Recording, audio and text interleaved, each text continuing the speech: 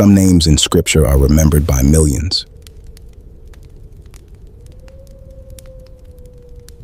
Others appear only for a few verses before disappearing into history.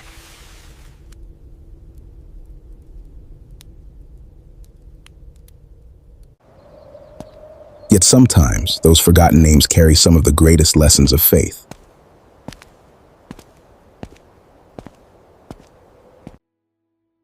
This is the remarkable story of Ebed Melech, the forgotten man who saved God's prophet.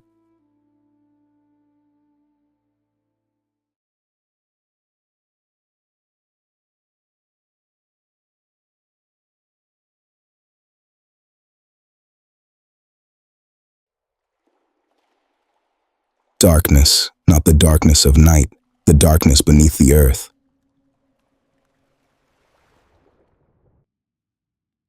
A rope slides slowly over rough stone, its fibers groan under the weight of a man disappearing below. A pair of trembling feet sink into thick mud. The walls close around him. The opening above grows smaller.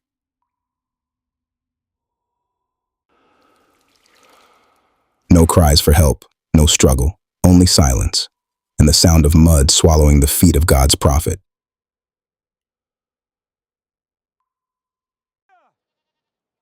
For nearly 40 years, Jeremiah had spoken God's message to the people of Judah. Return to him, and he will surely heal your land. He warned them, pleaded with them.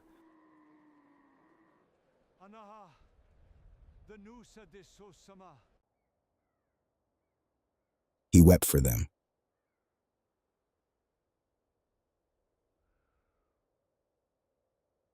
Now they had decided they had heard enough.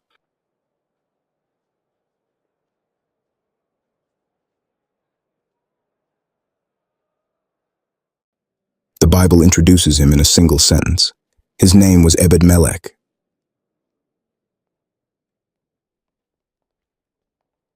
He was a Cushite, a foreigner serving in the royal court of Judah. The Bible tells us nothing about how he arrived there. Yet while many of Judah's own leaders rejected God's prophet, a foreign servant recognized the truth.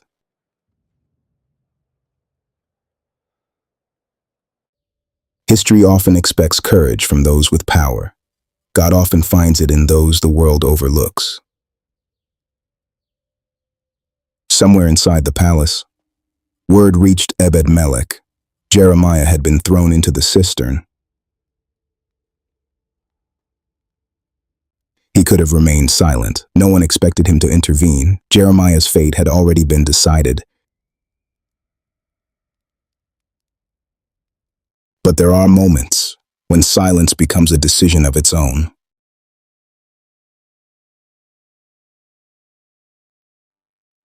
Ebed Melech went to the king.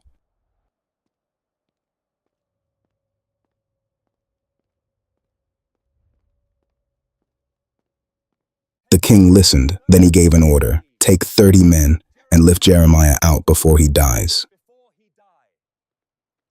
Before going to the cistern, Ebed Melech stopped. He gathered old cloths. Many people would have been concerned only with getting Jeremiah out. Ebed Melech cared how he came out.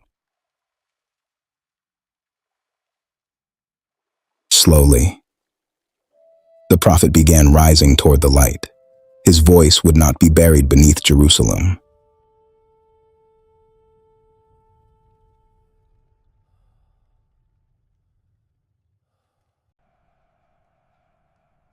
Jeremiah had been rescued, but Jerusalem had not. The city continued to resist until the day its walls finally fell. Everything Jeremiah had warned had come to pass.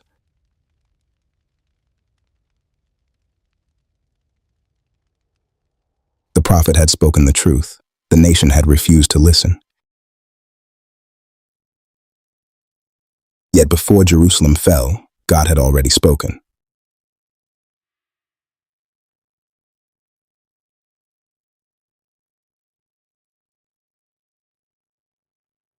Not to a king, not to a priest, but but to one forgotten servant.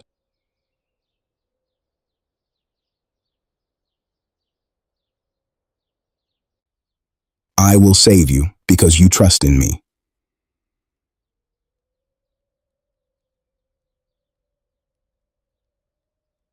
His courage was born from his trust in God.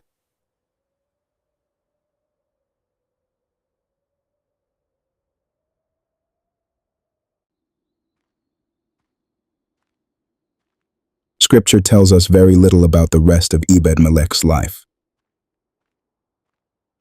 We do not know where he died. We do not know where he was buried.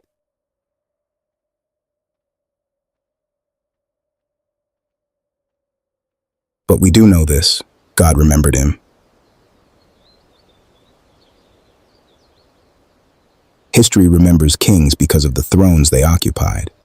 Scripture remembers Ebed Melech because when another man was sinking, he refused to walk away. Perhaps that is how God measures greatness. The world celebrates power. God remembers faithfulness. When Ebed Melech heard what had happened to Jeremiah, he faced a choice. He could remain silent. After all, he was only a servant. Remaining silent would have been the safest decision. Instead, he risked his own position to save another person. But Scripture reveals something remarkable. God simply said, "Because you trust in me." Faith came first, everything else followed.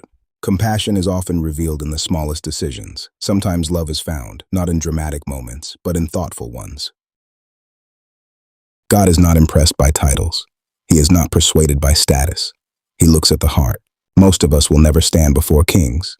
Few of us will change the course of history. But every one of us will face moments when we must choose between comfort and courage. The Bible never tells us how Ebed Melech's life ended. Perhaps that omission is intentional. Because the ending of his earthly life is not the point. The point is that when God's servant was abandoned, one man refused to walk away. And because of that simple act of faith, his story still speaks today. May we have the courage to trust God as he did. May we notice those whom others overlook. And may we remember that in God's kingdom, faithfulness is never forgotten. Thank you for joining us as we uncovered the remarkable story of Ebed Melech, the forgotten man who saved God's prophet. Until next time, may God bless you, and may his word continue to illuminate your path.